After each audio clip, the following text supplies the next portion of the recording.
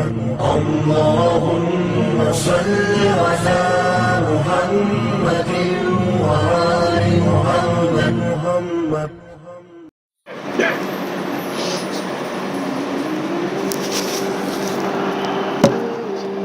الحمد للہ رب العالمین والصلاة والسلام علی سید الانبیاء والمرسلین والعاقبۃ للمتقین. محترم حاضرین مسجد، السلام علیکم ورحمۃ اللہ وبرکاتہ. اعوذ باللہ من الشیطان الرجیم، بسم اللہ الرحمن الرحیم. وَإِذْ جَعَلْنَا الْبَيْتَ مَثَابَةً لِلنَّاسِ وَأَمْنًا وَاتَّخِذُوا مِن مَّقَامِ إِبْرَاهِيمَ مُصَلًّى وَعَهِدْنَا إِلَىٰ إِبْرَاهِيمَ وَإِسْمَاعِيلَ أَن طَهِّرَ بَيْتِيَ لِلطَّائِفِينَ وَالْعَاكِفِينَ وَالرُّكَّعِ السُّجُودِ. صدق اللہ العظیم. رب اشرح لي صدری ويسر لي امری واحلل عقدۃ من لسانی يفقهوا قولی. اللهم علمنا رشدنا واعذنا من شرور انفسنا. آمین رب العالمین. اللهم صل على محمد وعلى آل محمد كما صليت على ابراہیم وعلى آل ابراہیم انك حمید مجید. اللهم بارك على محمد وعلى آل محمد كما باركت على ابراہیم وعلى آل ابراہیم انك حمید مجید. اللہ تعالیٰ ارشاد فرماتا ہے، اور یہ کہ ہم نے اس گھر کعبہ کو لوگوں کے لیے مرکز اور امن کی جگہ قرار دیا تھا، اور لوگوں کو حکم دیا تھا کہ ابراہیم جہاں عبادت کے لیے کھڑا ہوتا ہے اس مقام کو مستقل جائے نماز بنا لو. اور ابراہیم اور اسماعیل کو تاکید کی تھی کہ میرے اس گھر کو طواف اور اعتکاف اور رکوع سجدہ کرنے والوں کے لیے پاک رکھو. رمضان کے حوالے سے جو گفتگو ہو رہی تھی، کہ پچھلے جمعے میں نے آپ کے سامنے بات رکھی تھی کہ اللہ تعالیٰ نے یہ مہینہ خاص طور پر اپنے سے تعلق قائم کرنے کے لیے ہم پر نازل فرمایا ہے.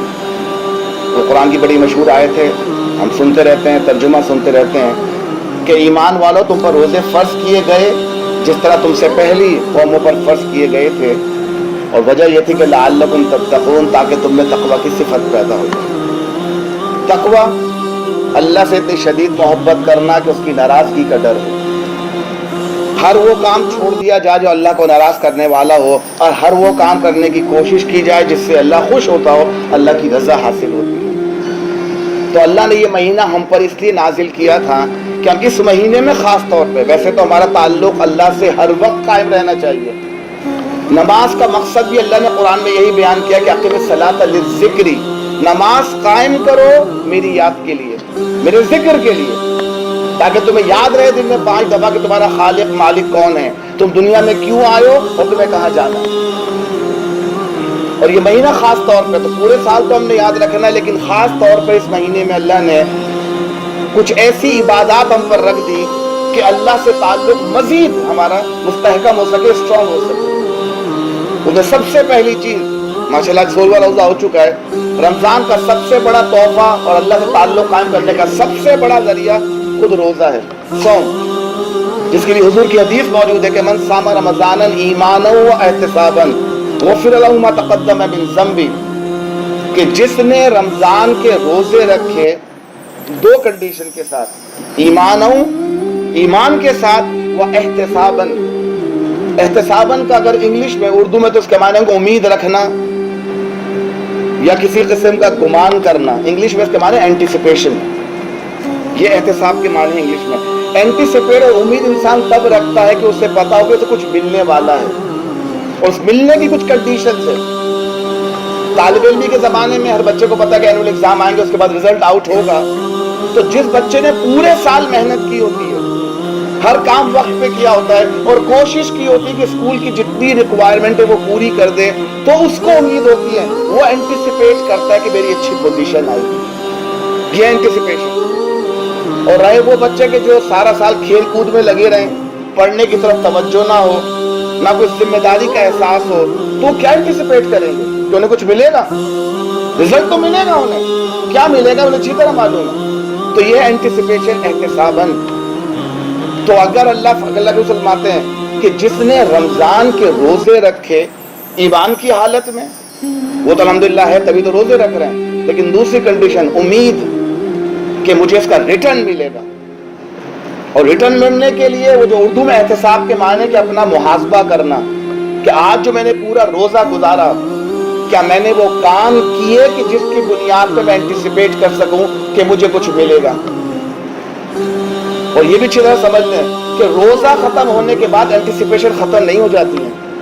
یہ کوئی فجر سے لے کے مغرب تک بھوکا رہنے کا نام نہیں ہے روزہ. ہمیں اچھی طرح معلوم ہے روزہ کس چیز کا نام ہے. اپنے آپ کو ٹرین کرنا تاکہ رمضان کے بعد بھی، روزے کے بعد بھی اگر شیطان ہم پر حاوی ہونے کی کوشش کرے تو اللہ کا احساس ہمارے دلوں میں رہے کہ جس کی وجہ سے نے کھانا پینا چھوڑا اور بہت سے حلال کام چھوڑ دیے، تو کیا میں اللہ کے خاطر حرام کام نہیں چھوڑ سکتا؟ یہ روزہ وہ اہم عبادت جس سے اللہ کا تعلق جوڑتا ہے، اور یہ واحد عبادت ہے کہ جس کے اندر ریا نہیں ہو سکتی. آپ کو پتا ہے اگر آپ روزہ رکھ رہے ہیں یا نہیں رکھ رہے ہیں کسی کو نہیں معلوم ہوگا، یہاں تک کہ گھر والوں کو معلوم نہیں ہوگا سوائے اللہ تعالیٰ کے. یہ بڑی خفیہ عبادت ہے، بتانے کی ضرورت نہیں ہے. تو اس میں سب سے زیادہ اللہ سے تعلق جوڑتا ہے، انسان کا قائم ہوتا ہے. یہ پہلا اللہ سے تعلق قائم کرنے کا طریقہ. دوسرا، اللہ نے اس مہینے میں خاص طور پہ ایک صلاۃ، ایک نماز ایسی رکھی ہے، نفل ہے، کچھ علماء اس کو سنت موقدہ بھی کہتے ہیں، جو رمضان کے علاوہ نہیں ہوتی، تراویح. اس کے لیے حضور کی حدیث موجود ہے، ون قام رمضان، جس نے رمضان میں قیام کیا، وہی دو کنڈیشن، ایمانا و احتسابا غفر له ما تقدم من ذنبی. جس نے رمضان میں قیام کیا ایمان کے ساتھ اور امید کے ساتھ، گمان کے ساتھ کہ اللہ کا مجھے بہتر اجر عطا فرمائے گا، اللہ اس کے پچھلے تمام گناہ معاف فرما دے گا. یہ تھا روزہ اور تراویح کے بارے میں ایک حدیث حضور کی. تیسری چیز، اسی مہینے میں ہر مسلمان کے دل میں ایک خود بخود قرآن زیادہ پڑھنے کا شوق پیدا ہو جاتا ہے. بچوں کو تو والدین زیادہ بتاتے ہیں لیکن بڑے خود بخود اب تو جہاں موقع ان کو ملتا ہے، الحمدللہ اب تو یہ موبائل کی وجہ سے جہاں اس کی خرابیاں اپنی جگہ موجود ہیں، اس کی ایک خوبی یہ بھی ہے کہ آپ جس وقت جہاں بھی فارغ ہو اپنا موبائل کھولیں اور قرآن پڑھنا شروع کر سکتے ہیں. جبکہ مصحف کے ساتھ یہ آسانی نہیں ہے کہ میں قرآن مصحف کے طور پہ لے کے ہر جگہ نہیں گھوم سکتا. اس کو رکھنا اٹھانا اس کا احترام واجب ہے، بغیر وضو ہاتھ نہیں لگا سکتے، اس کو ٹوائلٹ لے کے نہیں جا سکتے، تو اس کو ہر جگہ رکھنا مشکل. لیکن موبائل کی وجہ سے اگر آپ نے فون میں ڈاؤن لوڈ کی ہوئی اپنی اپلیکیشنز، آپ کہیں بھی انتظار میں بیٹھے ہیں، کہیں فارغ بیٹھے ہیں، کھولا اور پڑھنا شروع کر دیں. اور اب اکثر آپ دیکھیں لوگ الحمدللہ مسلمان مسجدوں میں بھی آپ کو اگر موبائل نظر آئیں گے تو وہ قرآن ہی پڑھ رہے ہوتے ہیں. یہاں ایک ضمناً بات سنتے چلیے، کہیں ایک محفل میں جانے کا اتفاق ہوا. یہ نتیجہ نکلتا ہے کہ اگر ہمارے دین میں ہم جدید تعلیم حاصل نہ کریں تو بعض میں بڑی غلط فہمیاں پیدا ہو جاتی ہیں. تو ایک بہت بڑے عالم دین آئے ہوئے تھے، یقیناً بہت بڑی جگہ کے پڑھے ہوئے تھے، وہ جگہ کا نام ہی ان کے لیے کافی ہے کہ سند ہے ان کی، اور وہاں سے باقاعدہ وہ کورس 9 سال کا کر کے نکلے ہیں. لیکن بڑی عجیب بات انہوں نے کہی کہ موبائل فون میں قرآن شریف ڈاؤن لوڈ کرنا صحیح نہیں ہے. انہیں فتویٰ نہیں دیا، انہوں نے اپنی رائے بیان کی تھی. اور کہہ لیں کہ چونکہ اس کے اندر قرآن موجود ہے تو اس کو آپ بغیر وضو ہاتھ نہیں لگا سکتے، اس کو آپ ٹوائلٹ نہیں لے جا سکتے. اب جو وہاں حضرات بیٹھے تھے کم از کم کوئی 100 کے قریب تو بیٹھے ہوں گے، کسی کی ہمت نہیں بھی پوچھنے کی کہ صاحب یہ آپ کا فتویٰ ہے کہ یہ پورے عالم اسلام کا فتویٰ ہے. اور لوگ کنفیوز ہو کے چلے گئے، جو کہ ہماری اکثر کیفیت یہ ہوتی ہے، ہمیں دین سمجھ میں نہ آئے تو خاموش ہو کے بیٹھ جاتے. اتنا بڑا عالم کہہ رہا ہے صحیح کہہ رہا ہوگا. میں بھی موجود تھا، میں اس لیے نہیں بولا کہ مجھے معلوم نہیں تھا اس وقت اس مسئلے کے بارے میں فتویٰ کیا. تو 2 ہفتے لگائے معلوم کرنے کے لیے، تو پتہ یہ چلا کہ یہ قرآن جو لیپ ٹاپ میں یا موبائل فون میں سیو ہوتا ہے یہ مصحف کی جگہ نہیں لے سکتا. یہ بھی مجھے ایک صاحب نے بتایا کہ جو خود مفتی ہیں ان سے میں نے یہ بھی کنفرم کیا کہ آپ کا فتویٰ ہے کہ یہ عالم اسلام کرنا کہ نہیں. میں نے جہاں بھی سنا ہے وہ یہی ہے کہ موبائل فون مصحف نہیں ہے. ہاں اگر اس پہ قرآن کھلا ہوا ہو، اگر آپ نے ایک پیج کھولا ہے جس پہ قرآن کی آیتیں لکھی ہیں، اب یہ مصحف ہے. اب آپ کو اس کا اسی طرح احترام کرنا ہوگا جس طرح قرآن کا کیا جاتا ہے. اس کو بغیر وضو آپ لفظوں کو ہاتھ نہیں لگا سکتے اسکرین کے اوپر. اگر آپ نے فلپ بھی کرنا ہے تو آپ کا وضو ہونا ضروری ہے. اس کو آپ زمین پر اب نہیں رکھ سکتے اگر وہ ایپ کھلی ہوئی ہے. آپ اس کو ٹوائلٹ لے کے نہیں جا سکتے اگر اسکرین آن ہے، پھر تو وہ مصحف ہے. لیکن اگر آپ سوئچ آف کر دیں یا اس کو اسکرین سے ہٹا دیں، اب وہ مصحف نہیں ہے. اس کو بغیر وضو رکھنا سب جائے. اس کی سائنٹیفک توجہ اگر وہ سمجھ لیتے تو شاید اس وقت مجھے خیال نہیں آیا کہ جس طرح موبائل میں ڈیٹا اسٹور ہوتا ہے اسی طرح ہمارے دماغ میں بھی ڈیٹا اسٹور ہوتا ہے. تمام کمپیوٹرز کے اندر ڈیٹا کوئی لفظ کی صورت میں نہیں جاتا، اس کا اپنا بائنری کوڈ ہوتا ہے جس کی بنیاد پہ وہ محفوظ ہوتا ہے. اور وہ اللہ کے لفظ نہیں ہے، نہ وہ لفظ نہ تصویر ہے۔ تو اگر موبائل کو لے جانا منع ہوتا، اگر ان سے ملاقات ہوگی تو سوال رکھوں گا ان کے سامنے، تو اس کا مطلب ہے میں بھی ٹوائلٹ نہیں جا سکتا، میرے دماغ میں بھی تو قرآن محفوظ ہے، پھر میں ٹوائلٹ جانا تو منع ہو جائے گا نا، پھر میں دماغ کو ہاتھ بھی نہیں لگا سکتا بغیر وضو کے کہ جی قرآن محفوظ ہے، کہ دل کو ہاتھ نہیں لگا سکتا کہ قرآن محفوظ ہے۔ یہ نتیجہ ہوتا ہے کہ اپنے اولاد کو ہم کوئی ایک تعلیم دلوا دیں، اور ہم یہی کرتے ہیں، یا تو اس کو دنیاوی تعلیم دلا کے اتنا اونچا کر دیتے ہیں کہ دنیا کا نوبل پرائز لے لیتا ہے لیکن نبی کا انکار کر دیتا ہے۔ ایسی بھی مثالیں مسلمانوں میں موجود ہیں کہ فزکس میں نوبل پرائز دنیا نے ریکگنائز کیا کہ یہ شخص قابل ترین ہے اس سال فزکس کے اندر، لیکن اس کی دین کی جہالت کا یہ عالم کہ ایک شخص نے دعویٰ کیا کہ میں نبی ہوں، الحمدللہ فوراً قبول کر لیا ہوں کیونکہ دین کی معلومات زیرو۔ ہمارے ایسے بھی وزیر گزرے ہیں کہ ان سے برسر محفل آن لائن پوچھا گیا قرآن میں کتنے سپارے ہیں، تو ان کے سے نکلا 40 کے قریب سپارے ہیں۔ یہ ہماری دینی معلومات کا عادت ہے۔ ایک ویڈیو دیکھنے کا اتفاق ہوا، ایک مسلمان وزیر سے کہہ دیا میٹنگ کے اندر کہ جی میٹنگ شروع ہو رہی ہے، قل واللہ پڑھ لیجئے۔ اللہ معاف کرے وہ 5 منٹ کی ویڈیو ہے، ٹوکنے کے باوجود 10 دفعہ غلطی کی ہے قل واللہ پڑھنے میں انہوں نے، لیکن ماشاءاللہ وہ بہت بڑے وزیر رہ چکے، ملک چلا رہے ہیں، انہیں قل واللہ احد یاد نہیں ہے۔ یہ ہماری دین کی فہم کا اندازہ لگا لیں۔ تو ضمناً بات آ گئی تھی کہ الحمدللہ موبائل کی وجہ سے اور آسانیاں ہو گئی ہیں، بلکہ بہتر آسانی کا آپ تفسیر لے کے گھوم سکتے ہیں۔ قرآن میں تو بہت سے وقت ترجمہ ہوگا یا قرآن کے الفاظ ہوں گے، اب تو ایپس کی وجہ سے آپ چاہیں تو پوری کی پوری تفسیر ڈاؤن لوڈ کر لیں۔ تو تیسرا اللہ سے تعلق قائم کرنے کا ذریعہ تلاوت قرآن۔ لیکن ایک بارے میں اچھی طرح سمجھیے، میں نے پچھلے جمعے بھی آپ کے سامنے بیان کیا تھا، یہ علماء کرام کے فتوے ہیں کہ قرآن کا ایک رکوع سمجھ کے پڑھنا بقول ان کے 50 قرآن ختم کرنے سے بہتر ہے۔ کہ قرآن ہدایت کے لیے نازل ہوا ہے، صرف ثواب کے لیے نازل نہیں ہوا ہے۔ اور ثواب کے معنی بھی ہم نے پتہ نہیں کیا سمجھ لیا کہ کوئی پیکج ملے گا، کوئی انعام ملے گا، کوئی لاٹری کھل جائے گی۔ ثواب کے معنی اگر آپ دیکھیں تو کپڑے بھی سوپ سے ورڈ نکلا ہے۔ ثواب کے معنی کسی چیز کو لوٹا دینے کے ہیں، پلٹا دینے کے ہیں۔ رجا کا لفظ اسلام عربی میں استعمال ہوتا ہے پلٹ کر آ جانا، یعنی اگر میں کوئی نیک کام کروں گا اللہ اس کو پلٹا کر مجھے دے گا، یہ ثواب کے معنی۔ تو نیک کام کروں گا تو پلٹا کے دیا جائے گا نا۔ ہم نے کئی اور چیزوں کو ثواب سمجھ رکھا جو کہ ثواب ہے ہی نہیں۔ یا بعض دفعہ ہم نے کوئی ایک حدیث ایسی پڑھ لی کہ جو کسی ایک ثواب کے بارے میں بات کرتی، قرآن کے بارے میں موجود ہے کہ جو الف لام میم کہے گا اس کو 30 نیکیاں ملیں گی۔ ہم اس چکر میں پورا قرآن ختم کر جاتے ہیں، اور قرآن ختم کرنے کے بعد غلطیاں وہ کرتے ہیں جو جہنم کے مستحق بنا دیتی ہیں۔ سورہ نساء کی اگر آپ نے تلاوت کبھی ترجمے کے ساتھ کی ہو، اس میں بڑے خطرناک قسم کے فتوے اللہ کے موجود ہیں تقسیم میراث کے معاملے میں، کہ میراث تقسیم ہوگی اسی اصولوں کے مطابق۔ اور اللہ قرآن میں کہہ رہا ہے کہ اللہ بہتر جانتا ہے کہ تمہارے رشتہ داروں میں سے کون تمہارے قریب نفع کے لحاظ سے، تو جو اللہ نے حصے باندھ دیے انہی کے حساب سے دو۔ اور اسلام واحد دنیا کا دین ہے، واحد کہ جہاں عورت کے لیے میراث موجود ہے، اس کا حق موجود ہے کہ اس کو بھی ترکے میں سے، وصیت میں سے، جو اس کے ماں باپ چھوڑ کے جاتے ہیں، شوہر چھوڑ کے جاتا ہے، بیٹے بھائی چھوڑ کے جاتے ہیں، عورت کا بھی حق رکھتا ہے۔ اور دکھ اس بات پر ہوتا ہے کہ جب مسلمان عورت کھڑی ہوتی ہے اپنے حقوق کے لیے اور کہتی ہے قرآن بدل کے نئی کتاب لے کر آؤ، اس میں ہمارے لیے حقوق نہیں ہے، اس نے پڑھا ہوتا تو اس کو معلوم ہوتا ہے نا۔ تو میراث کے بارے میں اللہ فرماتا ہے کہ یہ اللہ کی حدود ہیں، اور حضور کی حدیث موجود ہے کہ ایک دفعہ بعض انسان ایسے نیک کام کرتے چلے جاتے ہیں کہ بالکل اپنے آپ کو جنت کا مستحق بنا لیتے ہیں۔ یہ حضور کا فتویٰ ہے کہ کچھ لوگ ایسے ہیں جو مسلسل ایسے کام کرتے ہیں کہ اپنے آپ کو جنت کا مستحق بنا لیتے ہیں، لیکن ایک معاملے میں ڈنڈی مارتے ہیں اور جہنم ان کا مقدر بن جاتی ہے، اور وہ ہے تقسیم میراث۔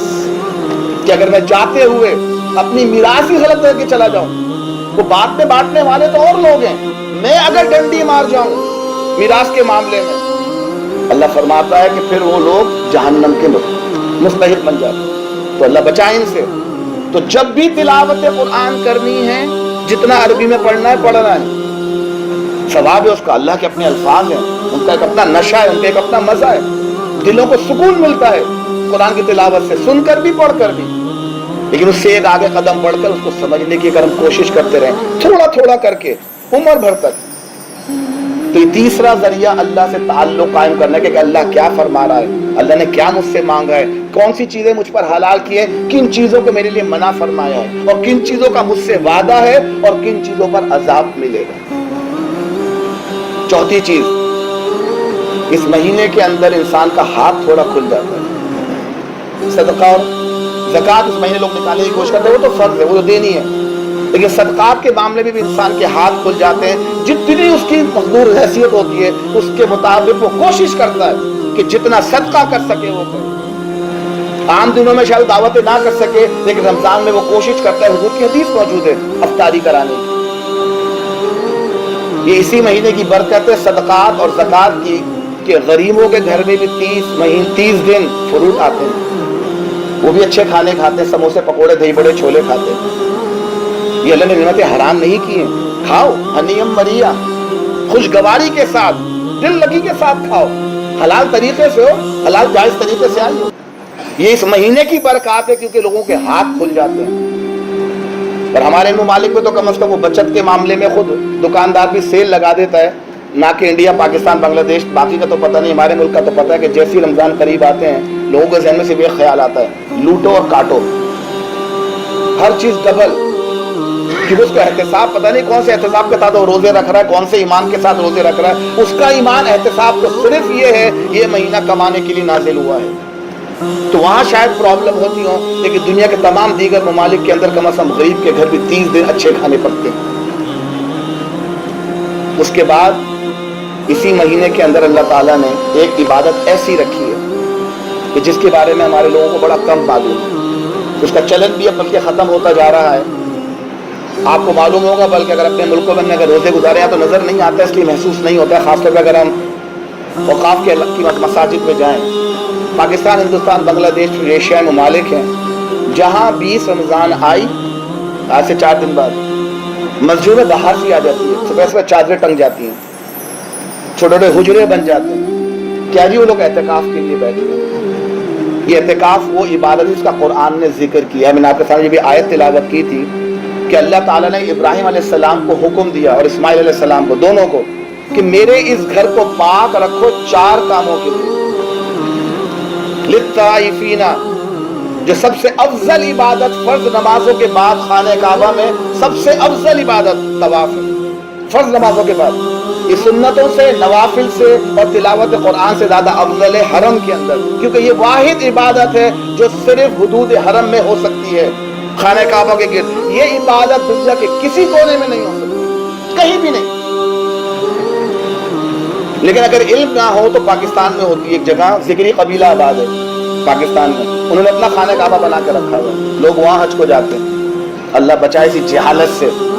مسلمان تھے تبھی تو جا رہے ہیں نا, تو مسلمان ایسے بھی ہو سکتے ہیں جو کہ ہم بھی ہو سکتے ہیں اگر علم نہ ہو, تو وہ حج کرنے وہاں جاتے ہیں. جیسے کہ ابراہیم نے خانہ کعبہ بنانے کی کوشش کی تھی کہ لوگ یہاں طواف کرنے ہیں, تو اللہ تعالیٰ نے ابراہیم علیہ السلام کو حکم دیا کہ للطائفین, طواف کرنے والوں کے لیے پاک رکھو. پھر دوسری عبادت کا ذکر فرمایا والعاکفین. دوسرے نمبر پہ دیکھیں, طائفین, عاکفین, وہ جو اس میں اعتکاف کریں. پھر کہا وہ رکع السجود, اور رکوع سجدہ کرنے والوں کے لیے. یہ ترتیب ذہن میں رہے رمضان کے حوالے سے کہ کس چیز کی اہمیت کیا ہے. پہلے طواف حرم کے اندر, اس کے بعد اعتکاف ہے, پھر فرض نمازیں جو کہ اعتکاف سے پہلے ہی ہیں, سنت نوافل بعد میں. یہ اعتکاف کی عبادت ہے کیا؟ اعتکاف کے معنی ہے اپنے آپ کو روک کے رکھنا کسی چیز سے. قرآن نے اس لفظ کو 2 معنوں میں استعمال کیا. ایک تو اچھے معنوں میں, حرم کے اندر جو اعتکاف کرتے ہیں اپنے آپ کو روک کے رکھتے ہیں مسجد کے ساتھ.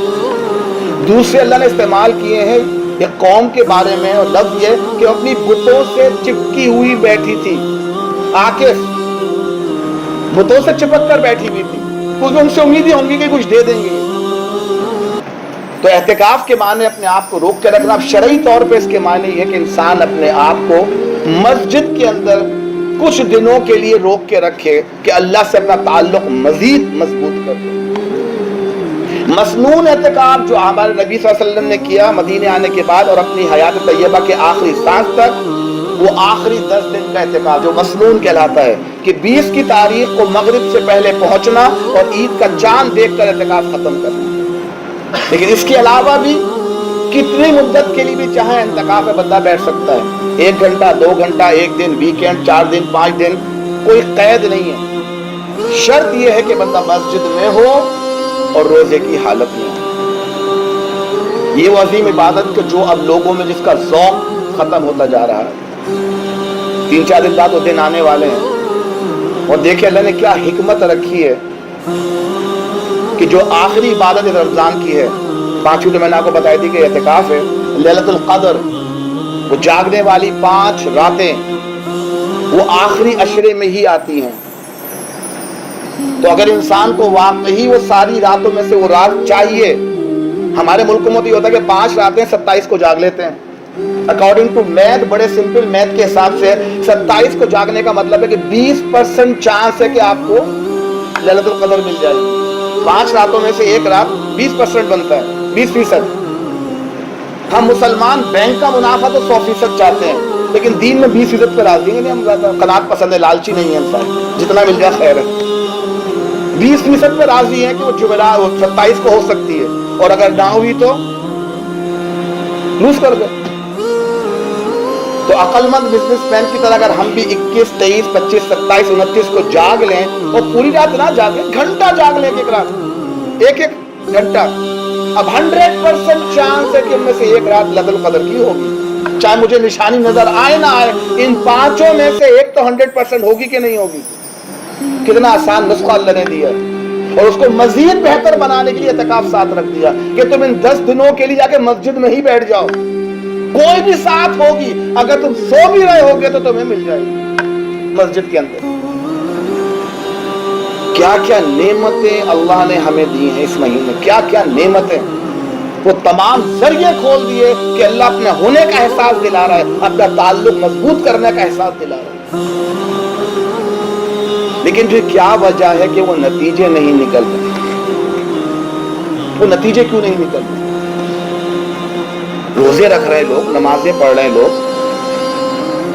تلاوت قرآن ہو رہی ہے, صدقات ہو رہے ہیں. وجہ کیا ہے؟ جو اصل مقصد تھا وہ نظروں سے اوجھل ہو گیا.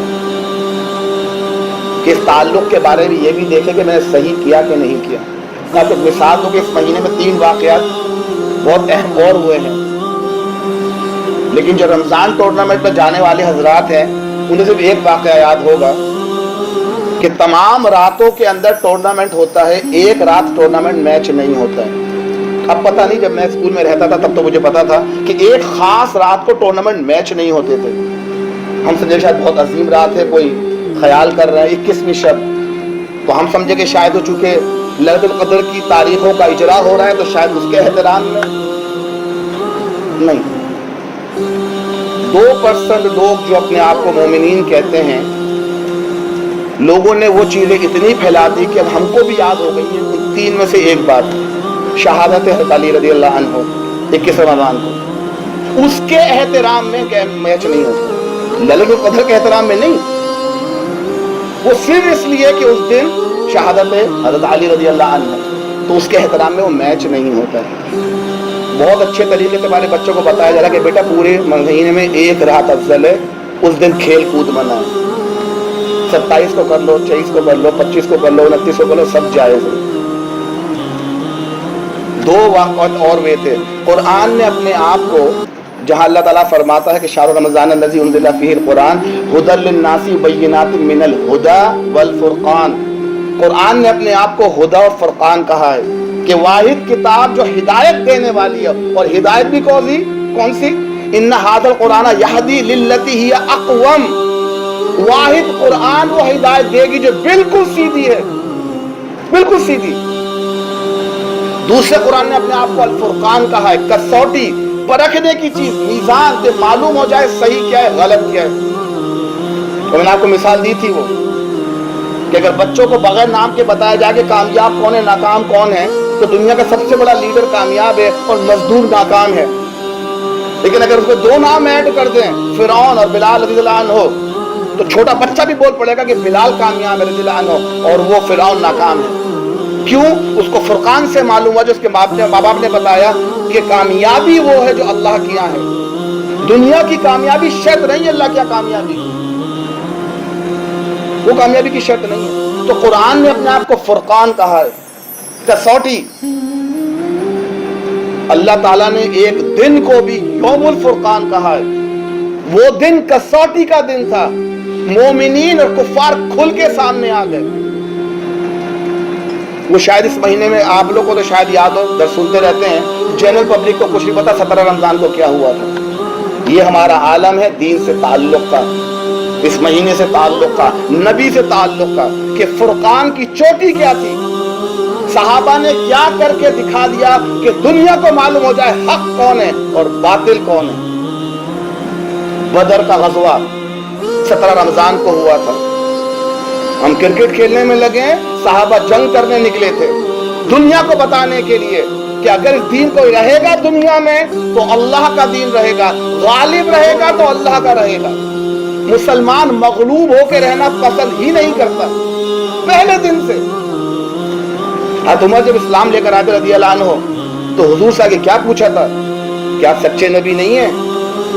کہا تھا بالکل سچا نبی ہوں۔ کہ ہمارا دین حق نہیں ہے؟ آپ نے کہا بالکل حق ہے۔ تو ہم جھک کے نماز کیوں پڑھیں دارالارقم میں؟ پہلی بار مکہ میں جو کھلم کھلا نماز پڑھی گئی ہے حضرت عمر فاروق رضی اللہ عنہ کی وجہ سے پڑھی گئی ہے کہ دیکھتے کس کی مجالہ میں ہاتھ لگا کے دیکھے، اللہ کا دین ہے، غالب رہے گا۔ آج زمانہ اور ہے، دنیا کے کام کھلم کھلا، دین چھپا کے کرنا بہتر ہے، اس کو غالب نہیں کرنا ہے۔ یوم الفرقان بدر کا دن کل ہے، یاد کریں صحابہ نے کیا کیا قربانیاں دی تھی اس دن کے۔ قرآن ان کی گواہی دے رہا ہے کہ یوم الفرقان کے دن اللہ نے ان کی سند نازل کر دی، حضور نے سند نازل کر دی، جس نے بدر میں حصہ لیا وہ معاف کر دیا گیا، رضی اللہ عنہ۔ تبھی ان کے ساتھ رضی اللہ کا اللہ ان سے راضی ہو گیا کہ انہوں نے اس پاک مہینے میں روزے رکھ کر ثابت کر دیا اللہ تیرے دین کو غالب کرنے کے لیے جان بھی جاتی ہے تو حاضر ہے۔ ہم پسینہ بہانے کو تیار نہیں، پسینہ بہانے کو تیار نہیں۔ تیسرا واقعہ، تاریخ اس کے بارے میں مستند نہیں ہے، فتح مکہ ہوئی تھی اسی مہینے کے اندر۔ اللہ کے رسول نے اس گھر کو دوبارہ حاصل کر لیا جس پہ کفار بیٹھے ہوئے تھے، اس خانہ کعبہ کو پاک کر دیا جس کے اندر 360 بت رکھے تھے۔ ہم یہ واقعہ تو بہت سنتے ہیں اور بڑا اشش کرتے ہیں، کبھی غور کیا کہ حضور نے اس دن کیا کیا تھا؟ خانہ کعبہ کو اللہ کے علاوہ جن سے امیدیں تھیں ان سب سے پاک کر دیا تھا۔ بڑے فخر سے کہتے ہیں نا، ایک ایک چھڑی سے بتوں کو گراتے گئے، وَجَاءَ الْحَقُّ وَزَهَقَ الْبَاطِلُ إِنَّ الْبَاطِلَ كَانَ زَهُوقًا۔ حق آ گیا، باطل بھاگ گیا، اور باطل کو تو بھاگنا ہی ہے۔ یہ بھی رمضان میں ہوا تھا۔ کیا میں اپنے دل کے خانہ کعبہ سے ان تمام کو ہٹانے کو تیار ہوں جو اللہ کے سوا بڑے بنے میرے دل کے اندر؟ کیا وہ تیار ہیں؟ کیا یہ احتساب ہم کرنے کو تیار ہے کہ میرے دل میں اللہ اکبر ہے؟ یہ خانہ کعبہ تو وہاں ہے نا جہاں اللہ رہتا ہے، اللہ کا گھر ہے، یہ خانہ کعبہ میرے دل میں بھی تو ہے جہاں اللہ کو رہنا چاہیے۔ اللہ کے بعد باقی محبتیں آ سکتی جو اللہ نے جائز قرار دی ہیں، لیکن اکبر اللہ ہوگا۔ تو کیا اس مہینے میں نے کوشش کی کہ اس کو واقعی بڑا کر کے دکھا دوں میں؟ یہ ہیں احتساب کی باتیں، یہ ہے رمضان میں سوچنے کی باتیں۔ لیکن یاد رکھیے گا، میں آپ کو پہلے بھی کہا تھا، شیطان ہمیں چھوڑے گا نہیں، وہ ہمیں خوشنما اعمال بنا بنا کے، نیک کام دکھا دکھا کے، تم نے یہ نیک کام کر لیا تم تو بخشے گئے، تم جو بھی کرو تم پاک ہو۔ 13 دن اور رہ گئے، 14 دن۔ اگر اب تک ہم وہ تعلق مضبوط نہیں کر سکے ہیں، پہلا اشرا گزر چکا رحمت کا، اب دوسرا اشرا بھی ختم ہونے والا ہے مغفرت کا، کہ اپنے آپ کو بچوا لیں، اللہ کی مغفرت حاصل کر لیں، اپنے اعمال کو خالص کر لیں۔ اللہ کے بارے میں ایک بات یاد رکھیں، وہ بہت پاک ہے، بہت برتر ہے، بہت بزرگ ہے، وہ پسند نہیں کرتا کہ اس کے دربار میں بھی ملاوٹ والی چیز دی جائے۔ جتنا وہ پاک ہے اتنی پاک چیزیں پسند فرماتا ہے، انہیں قبول فرماتا ہے۔ تو اپنا جائزہ لیتے رہیں، ہم وہ 2 حدیثیں یاد رکھیں، قیام کے بارے میں اور رمضان کے بارے میں جائزہ لیتے رہیں، اینٹیسپیٹ کرتے رہیں کہ میری نمازیں، میرے روزے کیا اللہ کے مطابق ہو رہے ہیں کہ نہیں ہو رہے ہیں۔ نہیں ہو رہے ہیں تو اللہ سے معافی مانگے, مغفرت کا اشرہ ہے. اب اس کے بعد آنے والا ہے پھر جہنم سے آزادی کا اشرہ. اعتکاف کے لیے ہمت کریں, اگر چھٹی لے سکتے ہیں اور حالات سازگار ہیں مصنون اعتکاف کیجیے. اللہ نے پیسہ دیا ہے, مال و دولت دی ہے, خانہ کعبہ جا کے کریں. اللہ کے گھر میں جا کے بیٹھ جائے 10 دنوں کے لیے, اللہ نہیں جاتا جب تک معاف نہیں کرتا. کریں نخرے اللہ سے اور دیکھیں اللہ کیسے نخرے اٹھاتا ہے. پھر آپ شرط یہ ہے کہ اللہ والا بن کے نخرے تو کریں. چھوٹا بچہ بھی جب ٹھنٹھنا کے اپنے ماں باپ سے نخرے کرتا ہے, ماں باپ پہلے تو جھڑکتے ہیں, لیکن مجبور ہو جاتے کہ نہیں ہو جاتے. اولاد میری ہے, مانگ بھی تو مجھ سے رہی ہے, تو اللہ کو بتا دے نا کہ اللہ تیری تو ہے, یا تو در بتا دے, اللہ تو بتا دے کس کے پاس جا کے ملے گا, ہم وہاں چلے جاتے ہیں. لیکن جائیں گے تیرے کہنے پر یا تیرے در پر, اور جب تک تو دے گا نہیں جائیں گے. پھر دیکھیں کہ اللہ دیتا ہے کہ نہیں دیتا. اتنا تو اللہ کا کوئی وقار رکھ لیں, ہم اتنا تو گمان رکھ لیں, احتساب رکھ لیں کہ وہ دے گا. شرط یہ ہے کہ کس دل سے مانگ رہے ہیں. اور ہماری دعائیں تو منہ سے نکلتی ہیں, دل سے تو پتہ ہے. دل سے نکلنے والی دعا ہمیشہ آنکھ سے نکلتی, منہ سے نہیں نکلتی. آنکھ سے تو نکلے گی وہ دعا جو دل سے اٹھے گی. پورے 10 دن کے لیے فارغ نہیں کر سکتے, ویکینڈ کے لیے فارغ کریں جن کی چھٹیاں نہیں ہیں, ایک دن کے لیے صحیح. اس اعتکاف کا مزہ تو لے کے دیکھیں. مسجد میں پڑھ جائیں اللہ کے, اور دنیا سے رابطہ ختم, موبائل سے رابطہ ختم, گھر والوں کو چھوڑ دیں, بزنس کو چھوڑ دیں, کوئی ٹیلی فون کال کچھ نہیں. موبائل فون صرف ایک کام کے لیے کہ قرآن پڑھ لیا, یہ حدیث کی کتاب ہے تو حدیث پڑھ لی بس. اگر مسجد میں رہ کر بھی دنیا سے تعلق رکھا تو فائدہ کیا ہے. ایک رات رہ کے دیکھیے, 2 رات رہ کے دیکھیے, اور اس وقت کو لگائیے صرف اپنا احتساب کرنے میں کہ اللہ اب تک میں کیا کرتا رہا, اور اللہ آئندہ مجھے توفیق دے کہ میں وہ کام کروں جس سے تو راضی ہو. تنہائیوں میں اللہ کو یاد کیجیے. جب سب سو رہے ہیں سجدے میں گر جائیے, جب کوئی نہیں دیکھ رہا, کوئی ریاکاری نہیں ہو سکتی. اور تصور کیجیے تقی عثمانی صاحب کی جو میں نے آپ کو بات بتائی دے رہا ہوں کہ اللہ ان پہ کروڑوں روپے میں رحمت نازل کرے, کہ بہت پیاری بات بتائی تھی, دل پہ نقش ہو گئی ہے. سجدہ کرے تو سمجھے کہ اللہ کے پاؤں پہ سر رکھا ہے. تصور کریں, پاؤں تو اللہ کے نہیں ہیں, اور پکڑ لیجئے پیر اللہ کے اور مانگیں, لیکن آنکھوں سے مانگیں, منہ سے نہیں. روئے اللہ کے سامنے. حضور کی حدیث یاد رکھے کہ جو سچی کی جو آنکھ اللہ کی خشیت کی وجہ سے روئی, جس آنکھ سے آنسو ٹپکا اللہ کی محبت یا خشیت سے, وہ آنکھ اللہ جہنم کو نہیں دکھائے گا. وہ آنکھ محفوظ کر دی جائے گی کہ اس آنکھ سے میری وجہ سے آنسو نکلا تھا. یقین تو کیجیے اللہ کی باتوں کو. دھو دیجیے اپنے سارے گناہ, اپنے سارے غم, ساری چیزیں اکیلے میں, تنہائی میں, اور وہ اعتکاف نہیں مل سکتا, کوئی آپ کو تنگ کرنے والا نہیں. وہ 10 دن آ رہے ہیں, تیاری بھی سے شروع کیجیے. یہ بڑی اہم راتیں ہیں. ليلۃ القدر بھی انہی میں ہی آئے گی. ہو سکے تو کسی ایسی رات کو اعتکاف کر لیں گے ليلۃ القدر بھی اس میں آ جائے, 21 آ جائے, 23 آ جائے, 25, 27. ہمارے 27 کو زیادہ لوگ افضل سمجھتے ہیں, کوئی مذائقہ نہیں, اس رات کر لیجیے.